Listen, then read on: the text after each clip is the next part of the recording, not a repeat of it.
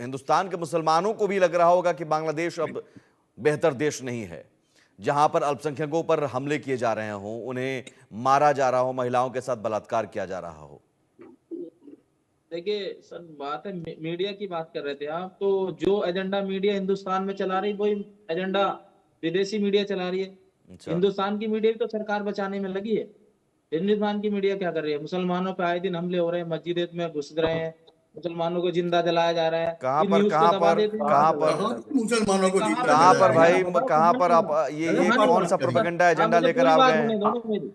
आप बीच में प्लीज टोके ना, आप नहीं, जवाब झूठ देना, मैं झूठ बोल दे यहां पर बोलने नहीं दूंगा तो मैं। जैसे जैसे हिंदुस्तान की मीडिया एक गलत तरफा बात दिखा करेंगे रही तो है ना, भैया नहीं चलेगा। एक तरफा हिंदुस्तान की मीडिया दिखा रही है ना, वैसी वो विदेशी मीडिया दिखा। अरे उनका आंतरिक मामला है वो बांग्लादेश का। नहीं नहीं, अगर आप में मैं इतना कह रहा दम हूं है कि सवाल भाई करने का, आपको कहां दर्द अरे है, आप वो सुनिए ना बताइए सर, ना कहां दर्द आप है। सुनते ही नहीं। दर्द मुझे इस चीज का है ना कि जो हिंदुस्तान की मीडिया कर रही है वही विदेशी मीडिया कर रही है। हाँ। सेम तो काम कर रहे हैं दोनों, अच्छा। सरकार के अधीन कर रहे हैं दोनों काम। अरे वो भी सरकार के अधीन कर रहे हैं, आप भी कर रहे हैं। अब तो बात तो एक ही है ना, फिर दर्द नहीं किस नहीं, बात का? ये अगर आपको मुसलमानों दर्द को है, जलाया गया, ये मारा गया, ये कहां पर हो रहा है, ये बताइए तो। अभी मेवात में नहीं जलाया, जिंदा झूठ जलाया था, झूठ कहाँ क्या हुआ अरे उनका भाई, कुछ भी नहीं हुआ। झूठ का गाड़ी में प्रोपेगेंडा बम दबा आपका दिया हम था। नहीं चला रहे हैं, ये दर्द है। इखलाक खान को फ्रीज में, भैया इखलाक खान मेरे को फ्रीज में अंदर, इखलाक खान को घर में घुस के मार दिया, ये अरे कह के भाई, कि उसके घर में अरे और मैं वहां से जुदा भी ऐसा तो हुआ है। खुलेआम अरे हो रहा सुनिए है सर। सुनिए अब आप सुनिए, एक देखिए सेकंड, कितना बड़ा हिमांशु जी प्रोपेगेंडा मैं है आ रहा देश हूँ, में। जरा इनसे पूछता हूँ मैं। कितना बड़ा अरे प्रोपेगेंडा उस्मानी चलाया जा साहब, रहा है। उस्मानी साहब, एक देश सेकंड में रुकिए। उस्मानी मस्जिदों के साहब, नीचे मंदिर अरे ढूंढे भाई जा रहे एक हैं, सेकंड तो रुकिए। ये भी अल्पसंख्यकों को दबाने के लिए उस्मानी मुसलमानों साहब, को परेशान करने की अरे रुक कोशिश है। जाइए भाई। आपको सर मैंने पूरी पूछा सुनेंगे, कि मेरी बात आपको, आप एक सुनिए। सेकंड सुनिए, आपको मैंने पूछा कि अल्पसंख्यकों पर, यहाँ के मुसलमानों को भी नजर आ रहा होगा कि वहां पर क्या हो रहा है, ये नजर आ रहा है कि नहीं आपको? कुछ नहीं हो रहा सर, वहां उनका आंतरिक मामला है सर। जो विरोध करेगा उसका, अब सरकार बदली है, जो उस कुछ सरकार नहीं का हो रहा है विरोध कर रहे हैं बांग्लादेश उनके में, खिलाफ कुछ नहीं हो कार्रवाई रहा हो है रही है, कुछ भी नहीं हो रहा। बांग्लादेश में, कुछ कुछ नहीं नहीं हो हो रहा रहा है। सर, वहाँ कुछ भी नहीं हो रहा। गजब। कुछ नहीं हो रहा, मैं कह अरे रहा हूँ। चश्मा उतार वहाँ कर देखो, सरकार बदली है, सत्ता कौन से पलट कलर हुई का है। चश्मा पहने हो? सत्ता पलट होने के बाद जो लोग विरोध हमारे करते हैं वही हो रहा है। आपको अपनी, आपको विरोध कर हिंदुस्तान रहे की सरकार पर भरोसा है? आप हिंदुस्तान की सरकार पे भरोसा, तो कार्रवाई कीजिए बांग्लादेश के खिलाफ। नहीं नहीं, अगर हिंदुस्तान की आपको लग रहा है सरकार, कि एक कुछ हो सेकंड रहा है पहले वहाँ, पहले एक सवाल का, एक आपको सवाल का कुछ जवाब, लग एक सवाल रहा का है, हो जवाब। रहा है तो कार्रवाई अभी आप कीजिए भाई। एक्सपोज हो जाओगे। आप हिंदुस्तान की हमसे, सरकार पर भरोसा हाँ है तो कि आपको मोहम्मद वहाँ यूनुस के पर आंतरिक भरोसा है? मामले का पता है ना, मुझे मोहम्मद पता यूनुस है। पर भरोसा है कि हिंदुस्तान की सरकार पर भरोसा है? मोहम्मद यूनुस मेरा रिश्तेदार थोड़ी ना जो मैं भरोसा कर लूं। तो भाई वो मोहम्मद दूसरे देश यूनुस का पर आपको भरोसा नहीं है तो मोदी आपको सरकार भरोसा ने है तो कर लो। बकायदा अगर आपको आंकड़ा नहीं है दिया तो है। कार्रवाई करो। विदेश, सुन लीजिए, अगर सुन लीजिए, आपको सुन लीजिए, भरोसा आपको है आपको यूनुस दिख नहीं पे रहा है, तो कार्रवाई आपको मत दिख करो। नहीं रहा है, अगर मैं दिखा भरोसा भी नहीं रहा है हूं तो तस्वीर। कार्रवाई क्यों नहीं सुन करते लीजिए, आप? एक सेकंड सुन आप लीजिए। कार्रवाई क्यों नहीं करते भाई? अरे भाई आप सुन यहाँ लीजिए, बैठ के खाली एजेंडा सेट करते हैं। कार्रवाई मोहम्मद की आज मेहताब तक उस्मानी, हिंदुस्तान ने, आप सीधे कह रहे हैं कुछ नहीं हो रहा है। मैं कह रहा हूं कि क्या हो रहा विदेश है? कुछ राज्य भी नहीं हो मंत्री रहा ने है। कहा 2200 से ज्यादा हमले हिंदुओं पर हुए हैं, हमारी सरकार ने ये कहा है। भरोसा है सर आपको? मैं बताऊं, आपकी सरकार ने कहा, हमारी सरकार ने कहा हाँ हिंदुओं पे हमले हुए हैं। हाँ। भाई क्या क्या आपने खाली नहीं इस आपने, न्यूज चैनल नहीं पे आप बैठ तो के कह रहे हैं कि वेटिंग हमें, करते हैं? आप तो कह रहे हैं कि अभी क्या हुआ? कुछ हो ही नहीं रहा है। आपने तो कहा कुछ हो ही नहीं क्या रहा हुआ? है। कार्रवाई क्या हुई, इसका जवाब भी तो भाई दो आपने, सर। आप ये तो पहले कहो कि हाँ हो रहा है। मैं नहीं कहूंगा, ये मामला उनका आंतरिक मामला। अगर अच्छा, आपको पता है, अच्छा, एक हिंदुस्तान बात मीडिया बताओ, को पता है एक बात कि बताओ, वहाँ एक कुछ एक हो रहा एक है, बात मैंने नहीं बताओ, देखा। मोहम्मद मेहताब मैंने वहां उस्मानी, जाकर नहीं देखा, मोहम्मद मुझे वहां मेहताब के हालात उस्मानी, का एक नहीं बात पता। मैं बताइए, अपने देश के हालात एक बात जानता हूँ बताइए, क्या हो रहा है। अरे मैं देश के सुनिए ना, हालात बताता हूँ, अरे विदेश भाई के सुनिए हालात सुनिए, कैसे बता दूं? आंतरिक मामला है ना। गजा में जब मरे थे, तब भी आंतरिक मामला था, तब यहाँ क्यों मातम मनाया जा तब रहा था आप लोग मुसलमानों की जश्न तरफ मना से? रहे थे। तब आप गजा में जब मरे थे, कोई जश्न नहीं मना 40,000 रहा बच्चे था, लेकिन आप हुए, लोग मातम मना आप रहे थे। जश्न मना रहे थे। आज आप लोग मातम हिंदुस्तान की मना रहे मीडिया थे, खुशी मना कोई रही थी। जश्न नहीं मना रहा था। कौन हिंदुस्तान जश्न की मना मीडिया रहा था? खुशी मना रही थी कि कोई उनको जश्न नहीं ड्रोन मना रहा मारा था। था। झूठ, जबरदस्ती का झूठ। 10 लाख आप रोहिंग्या लोगों के काट दिए मातम, गए, आप लोगों के आंसू उनके लिए जरूर खुशी नजर आए मना थे। रहे थे आप तो लोग। आंतरिक, एक सेकंड रुकिए, रुकिए आप, आपने पानी रुकिए आप, कर दिया था, आप झूठा प्रोपेगेंडा नहीं चलेगा यहाँ पर, एजेंडा नहीं चलेगा। रुकिए आप, लोग रुकिए आप मोहम्मद मेहताब। आपके लोग गजा में जब मर रहे थे तो वो भी आंतरिक मामला था ना। आप तो गजा में जब मर रहे थे तब मातम क्यों, नसरल्लाह नसरल्लाह की मौत पर मातम क्यों मना रहे थे? नसरल्लाह की मौत पर मातम क्यों मन रहा था? मना रहे थे ना। अरे वो आंतरिक मामला था ना। नसरल्लाह कौन लगता है आपका? नसरल्लाह कौन लगता है? मनाए ना हिंदुस्तान मीडिया। अरे नसरल्लाह कौन लगता है? विदेशी मीडिया सब कुछ नसरल्लाह कौन लगता था आपका? विदेशी मीडिया भी तो नसरल्लाह कौन लगता था?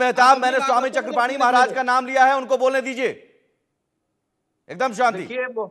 देखिए मेहताब साहब, मैं जानता हूं कि आप एक जिहादी मानसिकता के व्यक्ति हैं, लेकिन मौलाना साहब ने जितनी बात की, देखिए हर व्यक्ति सच्चाई बोल सकता है, लेकिन आपको सच्चाई शायद बोलने में शर्म आ रही होगी। आप बांग्लादेश में पूरी दुनिया देख रही है किस प्रकार से वहां पे हिंदुओं पे, अल्पसंख्यकों पे अन्याय हो रहा है, लेकिन आपको दिखाई नहीं दे रहा। आपके अंदर जो है आप यूनिट्स वाली भाषा बोल रहे हैं, आप बांग्लादेश के उन कट्टरपंथियों की भाषा बोल रहे हैं, पाकिस्तान की कट्टरपंथियों की भाषा बोल रहे हैं। तो ये शोभा थोड़े देता है इस मातृभूमि पे रह करके। और आप इस मातृभूमि के बारे में, यहाँ के लोगों के बारे में, हिंदुओं के बारे में आप सत्य नहीं बोल सकते, सही नहीं बोल सकते, तो धिक्कार है आपको। हमें तो नहीं लगता किसी मान्यता को आप मानते हो, किसी मजहब और आप तो संप्रदाय को ये मानने वाले हैं। बताइए, हम जो तो गाजा मौलाना में साहब लोग को मरे सैल्यूट उनके लिए करता हूँ, आपके कितना दिल में सही बात बोला। हमदर्दी है या देखिए नफरत है? मूल विषय ये है, डॉक्टर पाणी जी, मैं अन्याय एक बात का किसी पे जवाब हो। मांगता हूँ आपसे। सुन लीजिए गाजा में उस्मानी जो जी, मासूम बच्चे मरे 20,000 25,000, उनके लिए आपके अरे दिल में हमदर्दी है या नफरत है?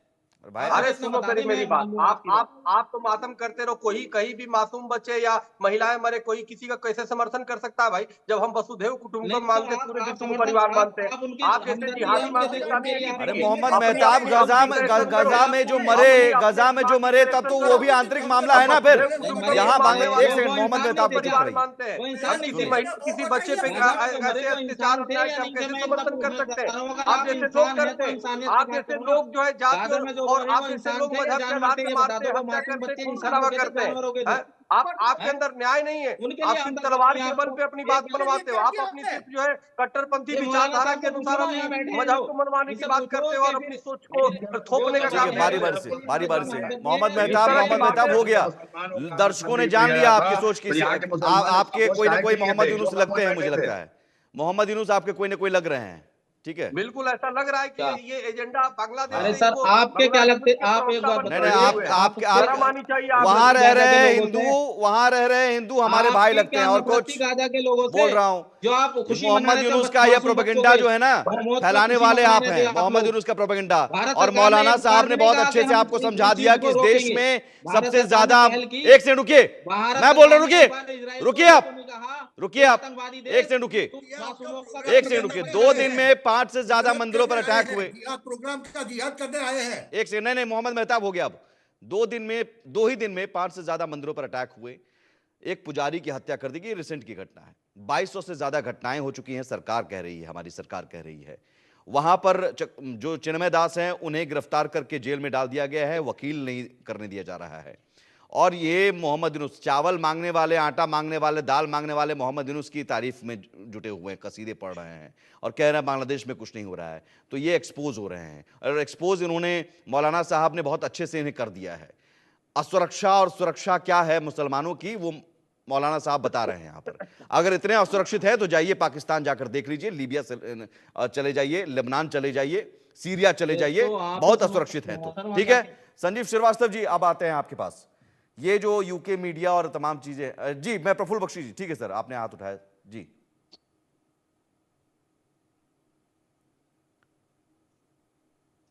जी जी प्रफुल्ल साहब, विंग कमांडर प्रफुल्ल बख्शी जी। मैं आपको ये बताने की कोशिश कर रहा हूं जी कि ये अपनी जो ये सिक्योरिटी और इतने रिलेशनशिप इतनी स्ट्रांग है इसमें यहाँ पे। अब रिलीजन का मामला लेके हम लोग जब डिस्कस करते हैं, आपको पता होना चाहिए चंद इस्लामिक तबके के लोगों ने सारा गेम खराब कर रखा है। जी बिल्कुल। और वो बाहर से अपना सपोर्ट लेते हैं और वो उस अपना वो पूरा जिसको कि एजेंडा चलाते हैं। ये किसी भी देश में स्वीकार नहीं करे जाएगा इनको। ये कहीं भी जाके दिखा दें, जब बांग्लादेश चले जाएं वहां उनको घुसने नहीं देंगे, सऊदी अरेबिया चले जाएं घुसने नहीं देंगे। ये कहीं भी सेटल नहीं हो सकते। ये सिर्फ भारत में है और उनका एजेंडा चला रहे हैं। आप उन पर समय व्यर्थ कर रहे हैं। 28 मिनट होते हैं वो खत्म हो जाते हैं, क्योंकि इनका एजेंडा यही है कि प्रोग्राम नहीं चलने दो। आप इनको कृपया मत रखिए और बाकी प्रोग्राम चलने दीजिए, जी सर, तब बात बनेगी। जी जी बिल्कुल सर। अब आप बिल्कुल रिएक्शन आपका यूके मीडिया और ये सब तमाम जो प्रोपेगेंडा है, ये प्रोपेगेंडा क्या ये लग रहा है कि नोबेल प्राइज विनर हैं, अब उनकी छवि बिगड़ रही है, तो छवि सुधारने के लिए? आप बिल्कुल ठीक कह रहे हैं। ये जो नोबेल प्राइज विनर है, ये इनको रखा गया वहां पर। नोबेल प्राइज मतलब कुछ नहीं होता, इनको देके उनको रखा गया है और वो अपना एजेंडा चला रहे हैं। क्योंकि जब उन्होंने शेख हसीना को निकाला, वो सेंट मार्टिन आइलैंड के कारण निकाला, और सेंट मार्टिन आइलैंड के वो इसलिए लेना चाहते थे ताकि वो क्रिश्चियन देश सारे यूरोप के मिलके एक यहाँ पे क्रिश्चियन स्टेट का निर्माण करें, तो जिन्होंने पूरे आसाम को क्रिश्चियनिटी में बिखेरा हुआ है, इन्होंने 1947 से स्टार्ट कर दिया था। उस समय भी अमेरिका ने मांगा था ये ऑटोनोमस एरिया, और बेंगलोर ऑटोनोमस एरिया मांगा था, वो हमने नहीं दिया। तो अमेरिका, देखिए बांग्लादेश अमेरिका इकट्ठे थे, वो उस समय ईस्ट पाकिस्तान था, वो इकट्ठे थे, चाइना क्वाइट था। उस समय से अमेरिका इनकी मदद करने की कोशिश कर रहा है। पाकिस्तान और अब बांग्लादेश फिर आके मिल गए हैं, चाइना ये सब मिलके ये भारत को डाउन करने की कोशिश कर रहे हैं। ये जो मुद्दा उठाया गया है, ये हिंदू मुस्लिम का कॉमन है। ये कब से, ये बांग्लादेश में अब से थोड़ी शुरू हुआ है, हमसे पूछिए, हम रह चुके हैं वहां पर, वहां शुरू से चल रहा है। 1971 में भी हो रहा था, ये हो रहा था जब रिफ्यूजी भागे आ रहे थे, उसकी आड़ में हिंदुओं पे अटैक हो रहा था। किसी ने, मीडिया ने रिपोर्ट नहीं किया, हम तो वहां पोस्टेड थे, हमें तो पता है 1971 की वॉर की, मैंने इतने रिफ्यूजीज को देखा वहां पर, वो इस कारण थे। तो आप हिंदू मुसलमान का जब बात आती है, तो जो अक्लमंद मुसलमान होते हैं वो इस ट्रैप में नहीं फंसते, पर वो जो रेडिकल तबके के लोग होते हैं वो इस ट्रैप में फंस जाते हैं, जैसे कि आप हमारे एक सहयोगी बैठे हैं, वो फंसे हुए हैं। तो ये कारण है, हमारे को अपनी सिक्योरिटी देखनी है। अमेरिका हमारे साथ नहीं है, कोई यूरोपियन कंट्री साथ नहीं है, क्रिश्चियनिटी फैलाने की कोशिश कर रहे हैं। इस्कॉन को उन्होंने पकड़ के रख लिया और उस पर टारगेट बनाया उन्होंने, और वो टारगेट बड़ा वैलिड लगा उनको, और इसीलिए उन्होंने किया। वो तो दूसरी बात है कि हमारी फॉरेन पॉलिसी इतनी तगड़ी हो गई है कि अब अमेरिका को पता नहीं कि वो उसने कहां हाथ दे दिया है। ये सारा का सारा गेम हमारी कूटनीति और डिप्लोमेसी सॉल्व करेगी। इस समय हमको ये सोच समझ के चलना चाहिए। तो ये मान ले कि यूके की जो मीडिया है वो यूके की मीडिया नहीं, बल्कि वहां की, आप समझिए कि वहां के जो लोग हैं, अमेरिका, यूरोपीय देश, ब्रिटेन, ये इनकी फॉरेन पॉलिसी है ना, मीडिया को आगे करके, मीडिया रिपोर्ट को आगे करके बताया जा रहा है कि मोहम्मद यूनुस कितने अच्छे हैं, देखिए मीडिया को, है ना। तो मीडिया के कारण यही कर रहे हैं। 1971 में British media was against you, अब American media was against you, all जितने के टाइम्स मैगजीन वगैरह, ये सब के सब, लाइफ मैगजीन, सब वर अगेंस्ट यू, सारा मीडिया हमारे अगेंस्ट था।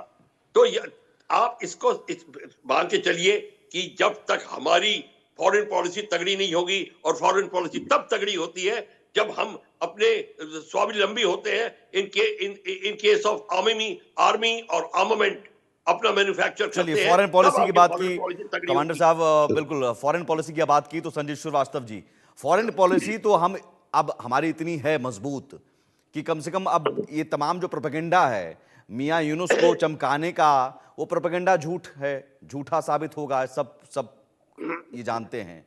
लेकिन इस प्रोपेगेंडा को पहले हवा दे दिया जाता था, अब वो हवा नहीं दिया जा सकता। सुमित जी, सबसे पहले तो ये प्रोपेगेंडा है क्या, इसके बारे में हमें लगातार अपनी समझदारी है वो बना के रखनी है।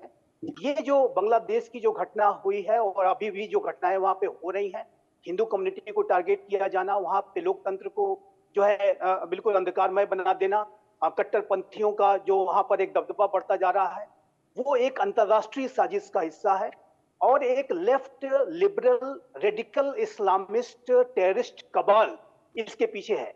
और ये जो मीडिया है, जिस तरीके का द इकोनॉमिस्ट की जो रिपोर्ट आप बता रहे हैं, ये उसी लेफ्ट लिबरल रेडिकल इस्लामिस्ट जो कबाल पूरे वर्ल्ड में ऑपरेट करता है, ये उसी का पार्ट है। और ये जो मीडिया की रिपोर्ट्स का सहारा लेकर के, इस तरीके के फॉल्स प्रोपेगेंडा का सहारा लेकर के, ये जो चंद जो रिजीम चेंज एक्सपर्ट्स हैं, वो अपने एक्शंस को जस्टिफाई करने की कोशिश करते हैं। ये जो बांग्लादेश में हुआ है, जाहिर है कि शेख हसीना से अगर आप पूछें तो एक व्हाइट मैन का वो जिक्र किया करती थी। बाइडेन एडमिनिस्ट्रेशन के एक अधिकारी जो कि व्हाइट मैन के बारे में, इनकी जो डोनाल्ड डू के बारे में वो चर्चा करती थी, जाहिर है कि उन्होंने सीधा सीधा उनका नाम नहीं लिया, लेकिन इशारा उन्हीं की तरफ था। तो इस तरीके के जो लेफ्ट लिबरल माइंडसेट रखने वाले जो डीप स्टेट एलिमेंट्स हैं, जो रेडिकल इस्लामिस्ट फोर्सेस को इस तरीके के जो कृत्यों को सपोर्ट और सह देने वाले जो लोग हैं, ये उन्हीं का प्रोपेगेंडा है, उसी के तहत ये सारा कुछ किया जाता है। तो इस प्रोपेगेंडा की जो असली जो चरित्र है, इसको हमें लगातार समझने की जरूरत है।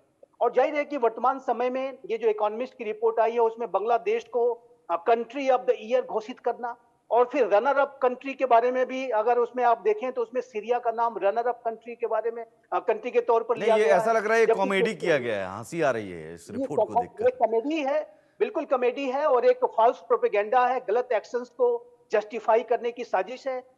जिस तरीके से बांग्लादेश में लोकतांत्रिक जो व्यवस्थाओं को और लोकतांत्रिक संस्थाओं को कुचला जा रहा है, एक गैर निर्वाचित सरकार है जो कट्टरपंथियों के दबाव में आके काम कर रही है और लगातार वहां पे हिंदू कम्युनिटी पर हमले हो रहे हैं। हाँ। और ये मैं यहाँ पर हमारे जो मौलाना साहब हैं उनको मैं बहुत बहुत बधाई दूंगा कि इस तरीके की जो साजिशों को एक्सपोज करने के लिए आज सभी, चाहे हिंदू हो, चाहे मुस्लिम हो, चाहे वो किसी भी कम्युनिटी के लोग हों, जो राइट माइंडेड लोग हैं, जो कि इस तरीके की शैतानी और आसुरी साजिशों को समझते हैं, वो अधिक से अधिक अपनी आवाज उठाएं। बिल्कुल सर, बिल्कुल। और ये बात स्पष्ट है कि इस तरह की रिपोर्ट से मोहम्मद यूनुस खुश हो लें अंदर ही अंदर, लेकिन वो खोखलापन जो है, वो खोखलापन दिख रहा है।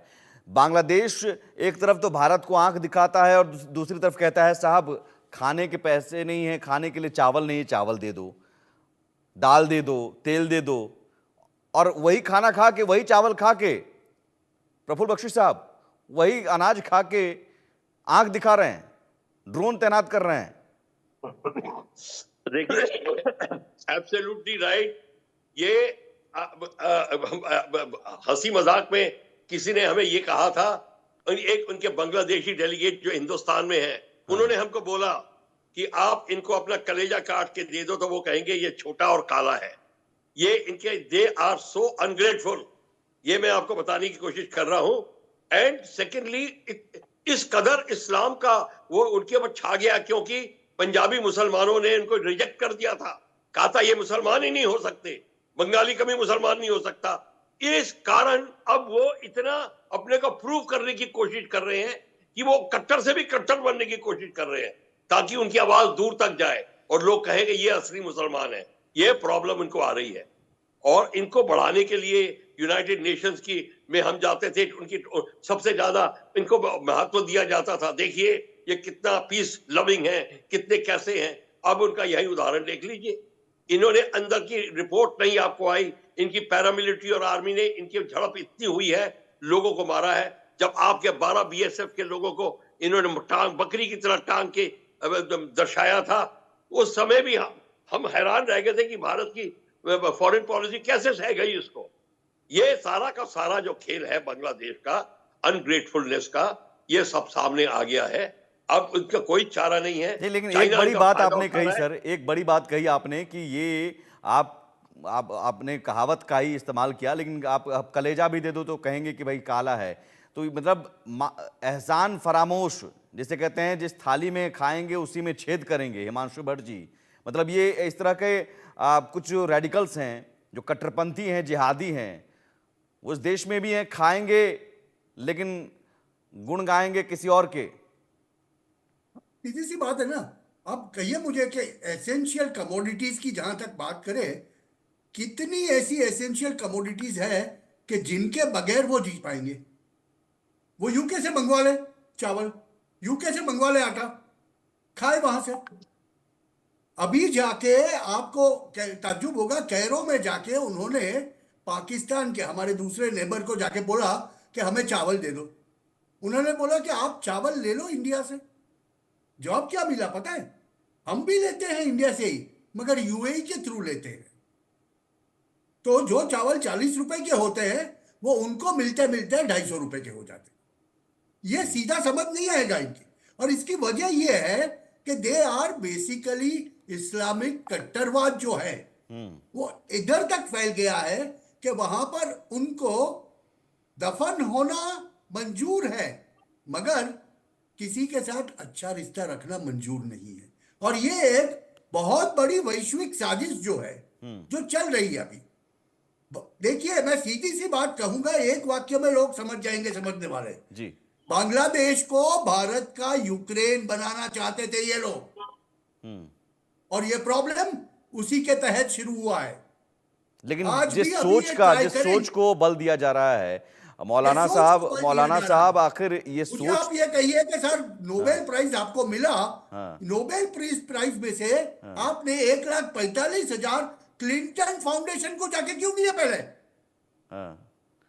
और वो क्लिंटन फाउंडेशन मतलब इस सोच को बकायदा फंडिंग की जा रही है, बढ़ाया जा रहा है, इस्लामिक कट्टर जितने भी हैं और उन कट्टर सोच वालों को भारत के खिलाफ तैयार किया जा रहा है। स्वामी चक्रपाणी महाराज, ये तो बड़ा खतरनाक है, और खतरनाक इस लिहाज से क्योंकि इस देश में भी बहुत लोग हैं ऐसे।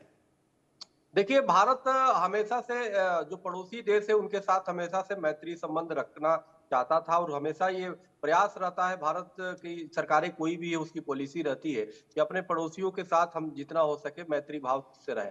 और देखिए, इसी परिप्रेक्ष्य में आप देखिए, जो अभी कर्नल साहब ने जो जिक्र किया कि 7 आर्मी वालों को एक समय 12 को मार के लटका दिया गया, बांग्लादेश वालों ने किया ऐसे हमारे सैनिकों के साथ, तो वर्तमान में भी जो कर रहा है, अगर भारत सरकार मौन है तो इसका मतलब ये नहीं कि हमारी सरकारें या देश जो है इनसे डरे। हमारे पास एजेंसियां इतनी मजबूत है, हमारे पास आर्मी है, सेना है, मिसाइल है कि बहुत कम समय में बांग्लादेश का नामो निशा खत्म हो जाएगा। लेकिन कहीं ना कहीं भारत इस बात को समझ रहा है कि हम अपने पड़ोसी से जितना हो सके हम उसको प्रयास करें कि कूटनीतिक स्तर पे ठीक हो जाए। लेकिन हमें लगता है कि ये कहीं ना कहीं पानी जो है सर से ऊपर जाता हुआ दिख रहा है, और इसमें कहीं ना कहीं बांग्लादेश नहीं, लेकिन मैं ये समझाना चाह रहा हूं अब एक चीज और भी मैं यहाँ पर जरूर ये भी बताने की कोशिश करूंगा कि बांग्लादेश की यूनुस सरकार एक तरफ भारत को आंख दिखाने की कोशिश कर रही है, लेकिन अराकान आर्मी के आगे कैसे खुद सरेंडर कर रही है। अराकान आर्मी मार मार के भगाए जा रहे हैं,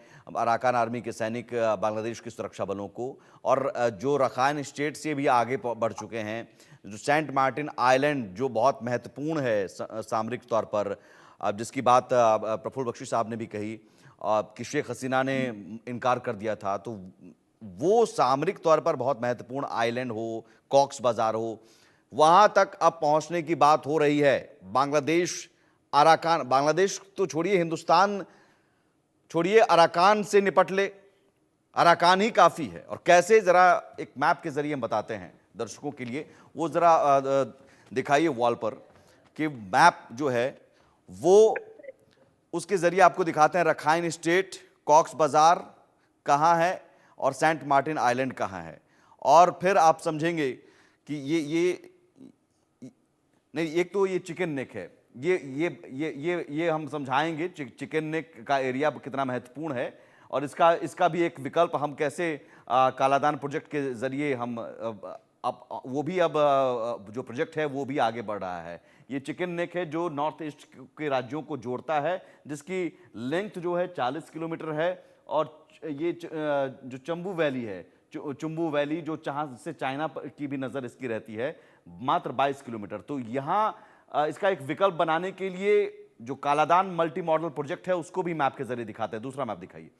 और अब जो कालादान प्रोजेक्ट है वो भी बहुत रफ्तार से चल रहा है, बांग्लादेश की हमें ज़रूरत नहीं। अगला मैप, और ये कालादान प्रोजेक्ट है कोलकाता, ये हल्दिया एयरपोर्ट से, ये यहाँ से कालादान प्रोजेक्ट जो है बंगाल की खाड़ी, 539 किलोमीटर की ये लंबाई है।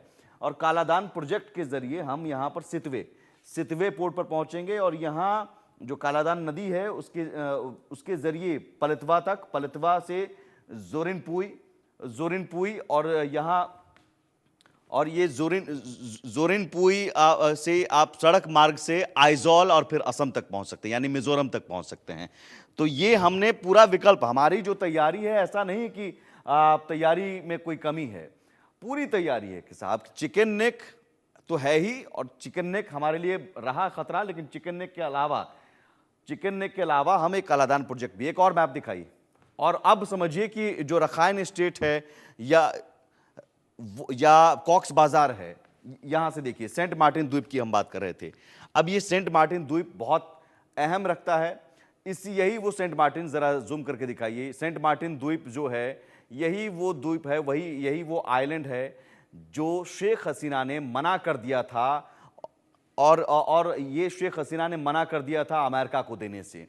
अब ये वो सेंट मार्टिन द्वीप है, बे ऑफ बंगाल, और यहाँ हिंदुस्तान। तो आप समझिए कि कितना खतरा होता। शेख हसीना ने मना किया तो ये माना जा रहा अमेरिका ने एक एजेंडा, प्रोपेगेंडा चलाकर मोहम्मद यूनुस को भेजा। कॉक्स बाजार यहाँ पर है, रोहिंग्या कैंप है, ये बताया जा रहा है यहाँ पर भी बड़ी संख्या में आतंकी तैयार हो रहे हैं। और ये रखाइन स्टेट है, ये म्यांमार का जो हिस्सा है, यहाँ तक पहुंच चुके हैं। अराकान आर्मी टेकनाफ का एरिया है, रखाइन स्टेट, कॉक्स बाजार, यहां तक अराकान आर्मी के पहुंचने की खबर है और बांग्लादेश की सेना कुछ नहीं कर पा रही है। तो अब बांग्लादेश की सेना या बांग्लादेश की सरकार हिंदुस्तान छोड़ दे, अराकान आर्मी से निपट ले, जो यहां तक पहुंचने का दावा है, रखाइन स्टेट तक पहुंचने का दावा है, और यह रहा बांग्लादेश। घुसने वाली है अराकान आर्मी।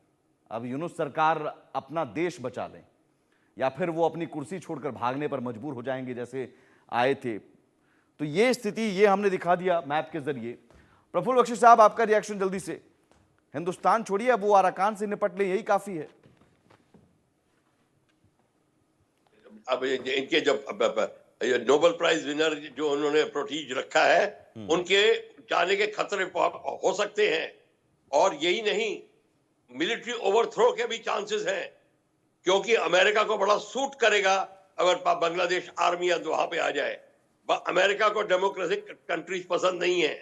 अमेरिका चाहता, अमेरिका की दोस्ती सदैव डिक्टेटरशिप कंट्रीज से होती है, ताकि वहां उनका काम चलता है, उनके आर्मामेंट बिकते हैं। और ये सेंट मार्टिन आइलैंड में सबमरीन बेस बनाकर पाकिस्तान को देगा, जैसे कि कोको आइलैंड में जो म्यांमार का है उसमें ऑलरेडी चाइनीज घुस रहे हैं। तो अमेरिका को ये फिक्र हो गई थी कि सेंट मार्टिन में चाइनीज ना घुस जाए, इसलिए Coco island, Saint Martin island के ऊपर चाइनीज अमेरिका हावी होगा और कोलंबो से, श्रीलंका से चाइना को निकालने की अब कोशिश करेगा।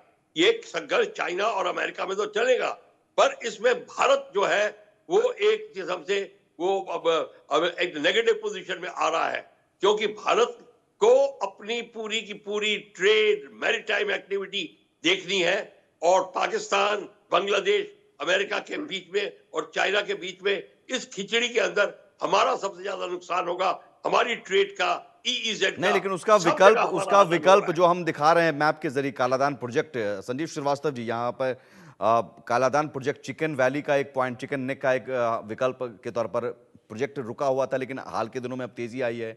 अराकान आर्मी के साथ हमने बातचीत की, वो भी सहमत है कि ठीक है, इसको अब कीजिए। तो हम हल्दिया पोर्ट से सितवे होते हुए सीधे आइजोल तक पहुंच सकते हैं, एक विकल्प ये भी है। और दूसरी बात कि अराकान आर्मी अगर घुस रही है बांग्लादेश में, तो वो तो मोहम्मद यूनुस के लिए टेंशन है। देखिए सुमित जी, ये जो मोहम्मद यूनुस की जो सरकार है, ऐसी रिपोर्ट्स हैं कि ये जो टर्की से इन्होंने अभी TB2 बायरेक्टर ड्रोन्स लिए हैं, ये भारत और बांग्लादेश की सीमा पर जगह जगह ये देखे जा रहे हैं, जगह जगह तैनात कर रहे हैं। अगर मोहम्मद यूनुस की जो सरकार है, इसको अगर जरा भी अगर ये सद्बुद्धि से काम लेते, तो ये जो ड्रोन्स हैं, इनकी तत्कालिक जो डिप्लॉयमेंट की आवश्यकता म्यांमार बांग्लादेश बॉर्डर पे है।